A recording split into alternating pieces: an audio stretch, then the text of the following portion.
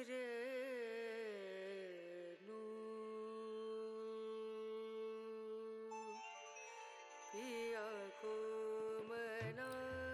হয়েছে তা ভালোই হয়েছে, যা হচ্ছে তা ভালোই হচ্ছে, যা হবে তাও ভালোই হবে। তোমার কি হারিয়েছে যে তুমি কাঁদছো?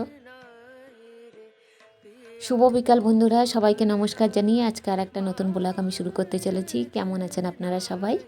আশা করছি যে সবাই খুব খুব ভালো আছেন, আর আমরাও সবাই খুব ভালো আছি। বন্ধুরা, আমি চিত্রা, বর্ধমান জেলার একটা ছোট্ট গ্রামে বসবাস আমার চ্যানেল চিত্রা ব্লগে আমার কাছের এবং দূরের সমস্ত বন্ধু বান্ধব, আমার আত্মীয় স্বজন, গ্রাম প্রতিবেশী যে যেখান থেকে এই মুহূর্তে আমাকে দেখছেন আমার ভিডিওর মাধ্যমে, আপনাদের সকলকে জানাই অসংখ্য অসংখ্য ধন্যবাদ ও অনেক অনেক সুস্বাগতম। বিকেল গড়িয়ে সন্ধে হতে শুরু করেছে। একটু ধূপধুনো জেলে বেরিয়ে পড়বো শিব ঠাকুরের উদ্দেশ্যে শিব পুজো দিতে। সারা দিনটা ধরে আজকে তো উপোস, নানান রকম কাজ করে কাটালাম। বেশি করে হচ্ছে পুজোর আয়োজন করা, শিব ঠাকুরের থালা বাসন স্নান করানো, শিবের মাথায় জল ঢালা, গঙ্গা জল দুধ দিয়ে একটু স্নান করানো, মাথায় জল দেওয়া, সমস্তটাই করলাম। আমার সাথে মেয়েও করলো পুজো আচরার নিয়মকানুন। তবে বিকেলবেলায় যাব একটু বাইরে শিব মন্দিরে পুজো দিতে, পুষ্পাঞ্জলি দিতে। এখানে আমাদের যে শিব মন্দিরগুলো আছে, আমার আশেপাশে 2-3টে শিব মন্দির আছে, সেখানে কিন্তু কোথাও জল ঢালা নিষেধ আছে, মানে জল ঢালা যায় না। এখানকার শিবের আর কি নিয়ম, শুধু পুষ্পাঞ্জলি দেওয়া যায়, পুজো দেওয়া যায়। আর জল ঢালতে হলে দূরে একটা জায়গা, পদ্মপুকুর বলে একটা জায়গা আছে, ওখানে যেতে হয় আমাদের। তবে এবছর আর যাওয়ার সুযোগ হয়ে ওঠেনি, আর অত রাত পর্যন্ত থাকতেও পারবো না। বেশি হচ্ছে মেয়ের জন্য, কেননা আমার সাথে সাথে সবসময় মেয়েও থাকে, আর ওকে নিয়ে অত রাত জায়গাটাও অসম্ভব ব্যাপার। তারপরে এবার এখন ওয়েদার চেঞ্জ হচ্ছে, এখন একটু বাইরের হাওয়াটা গায়ে লাগালেই কিন্তু প্রচুর শরীর খারাপ হবে। তারপরে এই যে সারাদিন আমি উপোস রয়েছি, আর একটা মজার কথা কি বন্ধুরা জানেন তো, এই যে আজকে সারাদিন উপোস রয়েছি, এত খিদে পাচ্ছে, পেটে লাগছে। আর যখন একটু হাজব্যান্ডের সাথে ঝগড়া হয়, মানে একটু মন কষাকষি ব্যাপার ট্যাপার হয়, তখন কিন্তু একদম খিদে লাগে না, তখন মনে হয় না খেয়েই কাটিয়ে দিতে পারবো। আর এই যে পুজোর দিনে যতই উপোস থাকি, ততই যেন খিদে লাগে। কি অদ্ভুত, তাই না? তাহলে বন্ধুরা, আজকের ব্লগ ভিডিও এইভাবেই শুরু করলাম। আপনারা আমার পাশে থাকুন, ভিডিওটা প্রথম থেকে শেষ পর্যন্ত স্কিপ না করে দেখে যাবেন প্লিজ। আর ভালো লাগলে অবশ্যই একটা লাইক দিয়ে দেবেন, আর সুন্দর করে একটা কমেন্টস করে জানাবেন যে কেমন লাগছে দেখতে। তুমি কি নিয়ে এসেছিলে যা তুমি হারিয়েছো? তুমি কি সৃষ্টি করেছো যা নষ্ট হয়ে গেছে? তুমি যা নিয়েছো এখান থেকেই নিয়েছো। তোমার আজ যা আছে কাল বা তা অন্য কারো ছিল, পরশু সেটা অন্য কারো হয়ে যাবে। পরিবর্তনই সংসারের নিয়ম।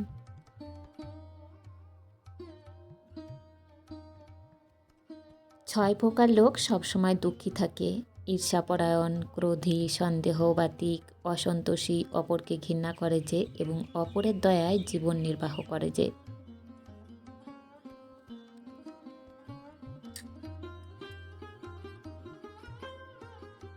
অতিরিক্ত ব্যস্ততা দেখাবেন না। কোনো মানুষই দিনে 24টা ঘন্টা ব্যস্ত থাকে না। প্রয়োজন হলে রাত জেগে হলেও তাকে সময় দিন, কথাটি অগ্রাহ্য করবেন না। এর জন্যই আজকাল বিচ্ছেদের মাত্রা অতিরিক্ত।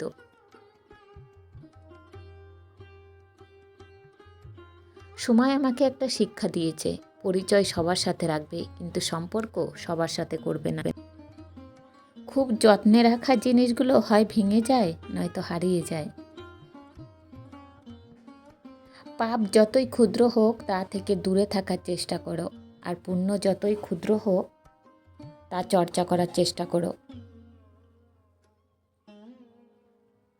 যেখান থেকে আবেগ শেষ হয়, সেখান থেকেই শুরু হয় জীবনের আসল মানে।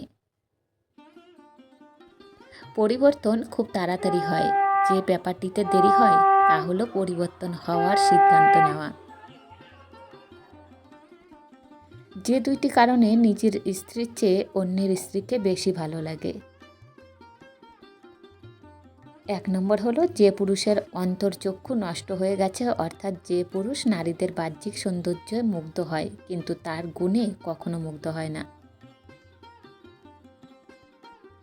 2 নম্বর হলো, যে পুরুষ ভাগ্যে বিশ্বাসী নয়, অর্থাৎ ঈশ্বর তার ভাগ্যে এই নারীকেই মনোনীত করেছেন, তার মঙ্গলের জন্যই, কিন্তু সে তা মানতে নারাজ। সময়ের স্রোতে সবই বদলায়, শুধু ধৈর্যটা ধরে রাখতে হয়। একটা সময় ঠিকই বুঝবে সবাই চুপ থাকাটা হলো পরিপক্কতা, কোনো দুর্বলতা নয়। আপনি সেই লড়াইয়ে কখনো জিততে পারবেন না যেখানে শত্রু আপনার আপনজন। আমার ভাগ্যটা ঠিক কেমন তা আমি জানি না, তবে আমি কোনোভাবেই আমার প্রিয় কিছু কখনোই আমার নিজের করে আঁকড়ে ধরে রাখতে পারিনি। কিছু কিছু মানুষ একটা কাগজে একবার আবদ্ধ হয়ে গেলে আর সেখান থেকে শত কষ্ট হলেও বের হতে পারে না, আত্মসম্মানের ভয়ে, পরিবারের ভয়ে এবং সমাজের ভয়ে।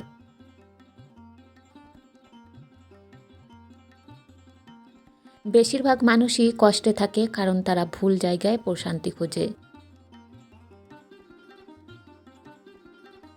চোখের জল নাকি মিথ্যে বলে না, অথচ কত চোখের মিথ্যে মায়াকান্নায় ভেসে গেছে কারো এক জীবনের যত্নে পুষে রাখা স্বপ্ন।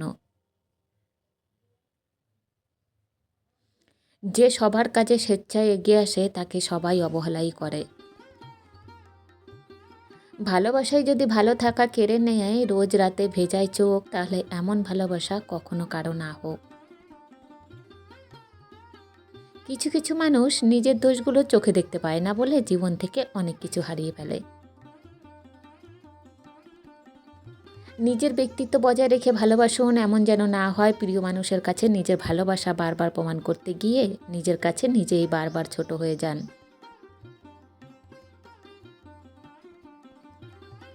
জীবনের চাহিদাকে যত সীমিত রাখবেন, আপনার জীবন ততই শান্তিময় হবে। চোখ দুটো, হাত দুটো, কান দুটো, কিন্তু মন একটা, কেন জানেন? আসলে মনও দুটো, আর একটা আপনাকে খুঁজে নিতে হবে।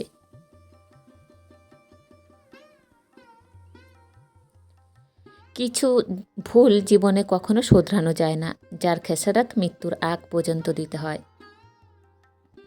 পয়সা উড়ানো ছেলেটা হঠাৎ করে খরচ কমিয়ে দেওয়ায় জিজ্ঞেস করলাম, কিপ্টে হলি কবে থেকে? একটু হেসে ছেলেটা বলল, যেদিন বাবা মারা গেল।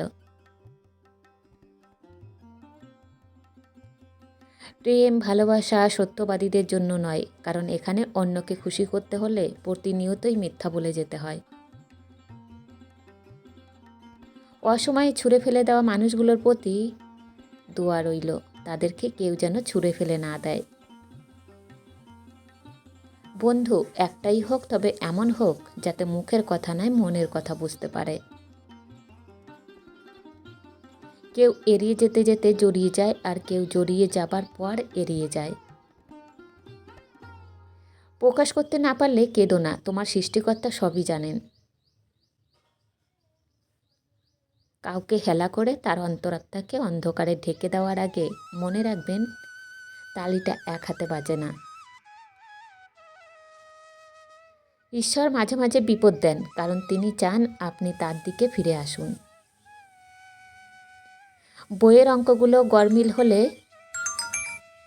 তা একটা সময় মেলানো যায়, কিন্তু জীবনের অঙ্কটা একবার গরমিল হলে তা কখনোই মেলানো যায় না। মন থেকে কথা বলা আর মন রাখার জন্য কথা বলা, এই দুটির মধ্যে অনেক পার্থক্য রয়েছে। মৃত্যুই যদি সত্যি এবং মৃত্যুই যদি খাঁটি, অহংকারের আবরণে ভেঙে চলা হয়ে যায় মাটি। তিক্তভাষীর মধুও বিক্রি হয় না, অথচ মিষ্টভাষীর মরিচও বিক্রি হয়ে যায়। যারা শান্তভাবে সহ্য করে তারা গভীর রূপে আহত হয়। সকালে একটি পত্রিকার মূল্য 10 টাকা, বিকেলে 1 কেজি পত্রিকার মূল্য 10 টাকা। সময়ের ব্যাপার মাত্র ভাই, অহংকার করো না। কিছুদিন কথা না হলেই কেউ যদি পর হয়ে যায়, তবে সে কোনো দিনই আপন ছিল না। যারা অন্যের পরাজয়ে আনন্দ পায় তারা মনুষ্যত্বের কাছে হেরে যায়। মনের কথাগুলো শোনাতে মনের মতো মানুষ লাগে। যে ব্যক্তি তার ঈশ্বরের উপর ভরসা করে তার জন্য তিনিই যথেষ্ট। পেঁয়াজ ছাড়া রান্না শিখেছি, তেল ছাড়াও শিখে নেব। চাল ছাড়া ভাত রান্না শিখে গেলে চাকরিটাও ছেড়ে দেব। আমি ভালো না খারাপ সেটা আমি জানি না, তবে আমি এটা জানি যে যেমন সে তোমাকেও ঠিক সে নজরেই দেখবে।